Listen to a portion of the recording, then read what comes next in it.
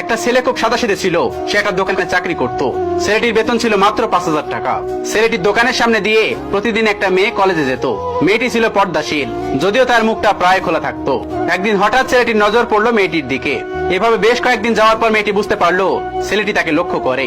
মেয়েটি বাঁকা চোখে ছেলেটিকে দেখতে শুরু করলো। ছেলেটি মেয়ের চলাফেরা দেখে মুগ্ধ হয়ে আফসোস করতে লাগলো, ইস, যদি আজ আমিও পড়াশোনা করতে পারতাম, তাহলে সাহস করে মেয়েটির সাথে কথা বলতে পারতাম। মেয়েটি বুঝতে পারলো ছেলেটি তাকে ভীষণ পছন্দ করে। তাই একদিন মেয়েটি ছেলেটির দোকানের পাশে দাঁড়িয়ে রইলো। তখন দুপুরে খাওয়া দাওয়ার জন্য ছেলেটি বাইর হইলো। সে চায়ের দোকানে গিয়ে 5 টাকার একটা রুটি খেয়ে পানি পান করে আসতে লাগলো। তখন মেয়েটি তার কাছে গেল এবং বলল, তুমি ভাত খেলে না? রুটি দিয়ে পেট ভরে? তখন ছেলেটি মেয়েটিকে দেখে অবাক হয়ে গেল। তখন ছেলেটি বলল, আমি ভাত খেলে আমার মা আর ছোট বোনকে কি খাওয়াবো?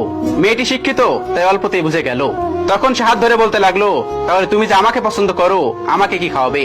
তখন ছেলেটি বলল, আমি তো তোমাকে আপন করে পাওয়ার জন্য দেখি না, কারণ সে যোগ্যতা আমার নেই। তবে এটা সত্য যে তোমাকে দেখলে আমার ভীষণ ভালো লাগে, তাই দেখি। মেয়েটি ছেলেটির কথা শুনে চোখের পানি ধরে রাখতে পারলো না।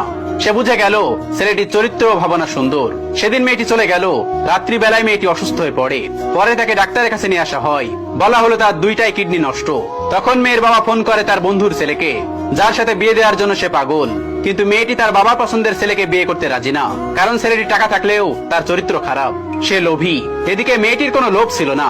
যাই হোক, জামাই আসার পর তাকে সব খুলে বলল, তোমার থেকে একটা কিডনি খুলে আমার মেয়েটিকে দাও। তুমি তো বলছো আমার মেয়েকে অনেক ভালোবাসো, তাকে পেলে তুমি ভালো হয়ে যাবে, তাহলে আজ পরীক্ষা দাও। তখন ছেলেটি বলল, আমি আপনার রোগা মেয়েকে বিয়ে করব কেন? আমার কি সুস্থ মেয়ের অভাব নাকি? এ বলে সে চলে গেল।